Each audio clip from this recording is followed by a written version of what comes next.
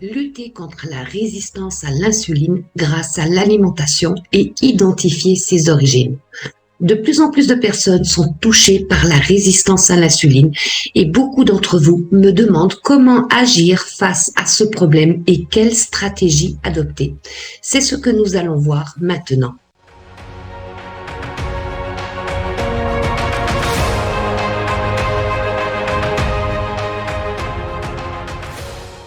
Salut, c'est Anne-Marie André. Je suis là pour t'accompagner vers une vie plus saine et épanouissante. En tant qu'accompagnatrice holistique praticienne en micronutrition, je partage des conseils de folie sur la santé et sur l'alimentation chaque vendredi. Si tu veux pas rater une seule astuce, tu sais ce qu'il te reste à faire, abonne-toi vite à ma chaîne. Et attends, il n'y a pas que la chaîne, tu as aussi mes réseaux sociaux. Jette un œil à mes posts délirants sur Facebook, Instagram et TikTok. Tu vas pas t'ennuyer, crois-moi. Et si tu veux en savoir encore plus, inscris-toi à ma newsletter.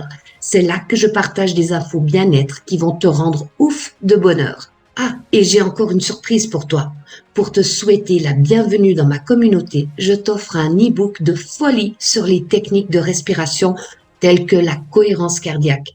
Ces astuces sont carrément des pépites pour booster ta santé. Alors prends ton envol vers le bien-être en t'abonnant à ma newsletter et en recevant mes niveaux de conseils suprêmes. Commençons par comprendre ce qu'est la résistance à l'insuline. En gros, c'est quand tes récepteurs à l'insuline deviennent moins sensibles. L'insuline est une hormone produite par ton pancréas qui aide à réguler ta glycémie, c'est-à-dire la quantité de sucre dans ton sang. Après un repas, ta glycémie peut augmenter rapidement et c'est là que l'insuline intervient en transformant ce sucre en graisse pour le faire diminuer. En gros, l'insuline est une hormone de stockage qui peut te faire prendre du poids. Maintenant, imaginons que tes récepteurs à insuline soient moins sensibles. Ton corps va réagir en envoyant encore plus d'insuline pour compenser. Et devine quoi? Cela signifie que tu vas prendre du poids encore plus facilement. C'est là que ça devient embêtant. Les conséquences de la résistance à l'insuline, c'est que tu vas avoir du mal à perdre du poids et tu risques de stocker de plus en plus de graisse, surtout autour de ton ventre, de tes hanches et de ta taille. En gros, ton tour de taille va progressivement augmenter. Et ce n'est pas tout. Ton corps va préférer fabriquer des graisses plutôt que des muscles et tu risques de te sentir fatigué après les repas, surtout si tu manges beaucoup d'aliments riches en amidon, comme les pommes de terre, les pâtes, le pain, le riz, etc. Donc voilà, la résistance à l'insuline, ça peut vraiment compliquer les choses. Tu vas voir, la résistance à l'insuline peut entraîner d'autres désagréments. Après quelques heures des repas, tu peux ressentir des envies irrésistibles de sucreries. Ça peut augmenter tes fringales pour le sucre. En plus de ça, tu risques d'avoir des coups de fatigue, de la baisse d'énergie, des moments où tu te sens moins concentré. Ta mémoire peut aussi en prendre un coup. Et attends, c'est pas fini. La résistance à l'insuline peut aussi provoquer d'autres conséquences comme une inflammation générale dans ton corps, car c'est un état inflammatoire. Et il y a aussi un risque plus élevé de développer un diabète de type 2. Ça te place dans une situation à risque. En plus de ça, tu augmentes les risques de maladies métaboliques comme l'hypertension, l'obésité, la stéanose hépatique, le fameux foie gras et les maladies cardiovasculaires. Le problème, c'est que la résistance à l'insuline est un phénomène très répandu, mais qui n'est pas forcément diagnostiqué. Le dépistage se fait souvent lorsque le diabète est déjà présent.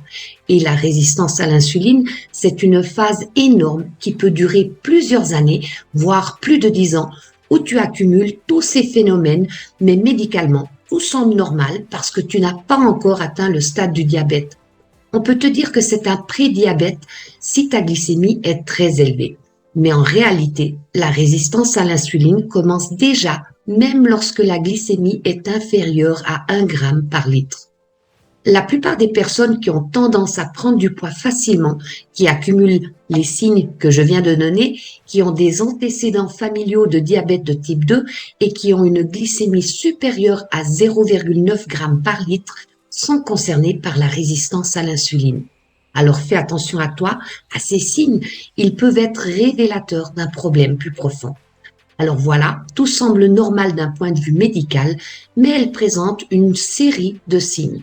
Ce phénomène est réversible, bien sûr, sinon je ne t'en parlerai pas. Mais si on ne fait rien, ça va empirer, ça va progresser et cela finira probablement par un diabète de type 2. Avant cela, il y a tous les désagréments que je viens d'énumérer. Maintenant, tu vas me demander comment savoir si c'est le cas. Comment détecter cela en quelques mots? Eh bien, il y a une analyse sanguine possible à faire, appelée la glycémie à jeun et insuline à jeun le même jour. C'est le ratio entre les deux, appelé indice ou index HOMA, H-O-M-A, qui permet de voir s'il y a trop d'insuline par rapport à la glycémie, ce qui indiquerait une résistance à l'insuline. Pour être parfaitement sensible à l'insuline, l'indice de HOMA ne devrait pas dépasser 1,5.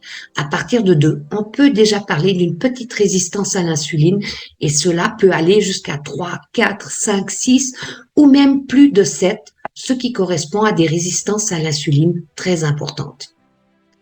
Donc le niveau d'action que tu vas mettre en place dépendra de ton indice de HOMA. Maintenant, pourquoi le corps peut-il développer une résistance à l'insuline? Je vais te donner tous les facteurs possibles car il est important de comprendre pourquoi nous avons quelque chose afin de mieux le corriger et de revenir à un état plus fonctionnel. L'une des premières causes de ce phénomène de résistance à l'insuline est une alimentation trop riche en féculents, en amidon, en particulier en amidon raffiné, en sucre, en jus de fruits, en boissons sucrées, en dessert, en bref, tout ce qui est lié aux glucides. Cela fait que ton alimentation a un indice glycémique et une charge glycémique trop élevée, ce qui, à long terme, favorise l'apparition de la résistance à l'insuline. Je vais aborder les autres causes afin de ne pas alourdir cette vidéo et de pouvoir avancer sur les autres aspects. Pour plus de détails sur la charge glycémique, je vous renvoie à ma vidéo spécifique sur le sujet, notamment stabiliser sa glycémie et perdre la graisse du ventre, où vous trouverez toutes les informations sur l'indice glycémique et la charge glycémique. C'est vraiment là que réside le point central pour inverser la résistance à l'insuline. Le deuxième grand facteur associé à une alimentation à indice glycémique élevé, c'est la sédentarité. Malheureusement, c'est un phénomène très répandu de nos jours. Même si nous faisons de l'exercice physique 2 fois par semaine, si nous restons immobiles la majeure partie de la journée en restant assis, c'est de la sédentarité. Cela contribue à l'altération du métabolisme, de la glycémie et de l'insuline. Il est donc impératif de bouger son corps, de pratiquer une activité sportive d'intensité soutenue si vous souhaitez faire marche arrière sur la résistance à l'insuline. D'autres facteurs, bien sûr, incluent les antécédents familiaux de diabète de type 2 ou de syndrome métabolique. L'épuisement est également une cause d'usure du métabolisme de l'insuline, pouvant conduire ou aggraver ce phénomène. Le stress chronique est également un facteur car il entraîne une élévation constante du cortisol, ce qui fait augmenter la glycémie et accentue le phénomène. Un autre facteur extrêmement important de nos jours est le manque de micronutriments essentiels à la signalisation de l'insuline et à sa sensibilité. Nous savons que l'alimentation actuelle est de plus en plus pauvre en micronutriments en raison du rythme effréné des cultures et des traitements subis par nos aliments. Il est donc essentiel de corriger cela en fournissant les micronutriments nécessaires à la sensibilité à l'insuline et il existe des compléments alimentaires ciblés à cet effet. En général, je dirais qu'il est préférable d'optimiser tous ces micronutriments dans le cadre d'un accompagnement en micronutrition. Il existe également un manque de micronutriments essentiels pour les petites unités de production d'énergie appelées mitochondries qui utilisent le glucose. Je vais vous faire prochainement une vidéo sur le sujet pour vous permettre d'en savoir plus. Si les mitochondries fonctionnent au ralenti, tout le métabolisme du sucre ralentit, ce qui contribue à un phénomène de résistance à l'insuline. Il y a également les perturbateurs endocriniens présents dans notre environnement quotidien, tels que les plastiques, les produits cosmétiques et ménagers. De plus, un phénomène méconnu qui provient de l'intestin peut perturber également l'insuline. Si vous avez constamment des troubles digestifs, même si vous mangez de manière parfaitement saine, faites de l'exercice physique et prenez des compléments alimentaires pour éviter les carences, même si votre intestin fonctionne très mal avec de l'inflammation, des gaz odorants, des problèmes de transit, tout cela peut conduire à perturber votre insuline et entraîner une résistance à l'insuline. Alors, comment remédier à cette perte de sensibilité à l'insuline? Comme vous l'aurez compris à travers les facteurs évoqués, il s'agit d'une approche globale. Tout est interconnecté dans le corps. On ne peut pas isoler l'alimentation, l'activité physique, l'intestin, la micronutrition, la thyroïde, les mitochondries, tout est lié. Il est donc nécessaire d'harmoniser l'ensemble de votre fonction et de vos habitudes de vie. L'alimentation doit avoir une charge glycémique modérée ou faible. L'activité physique doit être régulière avec des efforts fournis de manière régulière.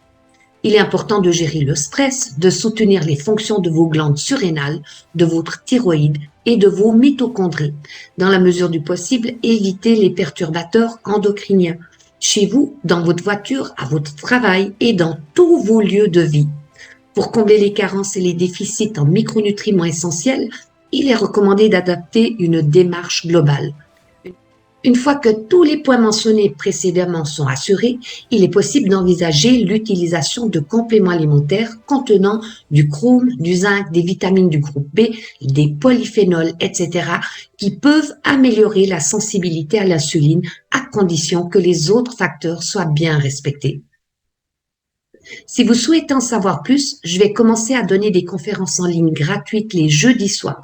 Dites-moi si vous souhaitez recevoir le lien dans les commentaires. Vous pourrez ainsi apprendre à harmoniser votre corps de manière globale afin de vous assurer que votre corps retrouve un fonctionnement optimal et de résoudre ses problèmes tout en améliorant votre vitalité et votre bien-être.